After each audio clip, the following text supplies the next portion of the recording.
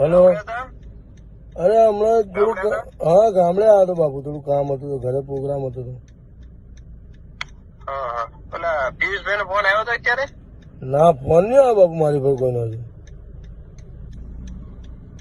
હવે સાહેબના પૈસાનું 25 તારીખ કીધી તું ખરા. બરાબર. ફોન ઉપર ફોન આવે છે પિયુષભાઈ ને. મેં હમણાં વાત કરી. ઓહો. હેલો. આપણે તો 18 તારીખે જમા કરાવી દેતા હોય. મેં તમને એ દિવસ તો કીધું હતું, હજુ મારે કોઈ વ્યવસ્થિત સેટિંગ થતું નહીં. એમ કરો મહેન્દ્રજી, હા અડધું આજે કરાવી દો, અડધા હું નાખી દઉં તમારા. પણ કેટલા થયા, કેટલું નક્કી કર્યું તો કહો.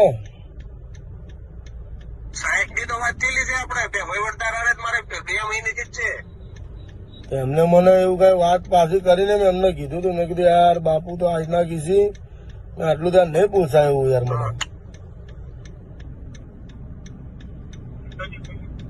તમે અત્યારે એમ કરો, મારે સાંભળો, અત્યારે 30 જેવા કરાવી દો. તમે પૂછી લો, તમે જે છૂટક ઓલાના આપેલા છે ને એના પૈસા પતી ગયા ભાઈ 15 તારીખે. ચલો હું વાત કરી લો, પતી ગયા. હું વાત કરી લઉં, તમને 10-15 મિનિટ પાછો કોલ કરું. ચલો વાત કરી. કેવો? કારણ કે અત્યારે જમા કરવાનું છે. હું તો રજા ઉપર છું, મારા ફોન ઉપર ફોન નથી આવે. હા તો વાંધો નહીં, ચલો હું કોલ કરું તમને. સાહેબ ને ફોન કરશે, અમરેવાડી પીએ ફોન કરશે. હા તો વાંધો નહીં, હું વાત કરી લઉં. ચલો ને. હા, એટલે અડધું પડતું કરાવો, અડધું હું નાખી દઉં છું એમ કરીને કરાવો. 60 તો બાપુ યાર બહુ વધારે નહીં પણ યાર. અરે 60 ના કહેવાય તો પિયુષભાઈ પૂછી લો. 60 હોય નહીં, આ તો 60 કર્યા ભાઈ મારા ભાઈ.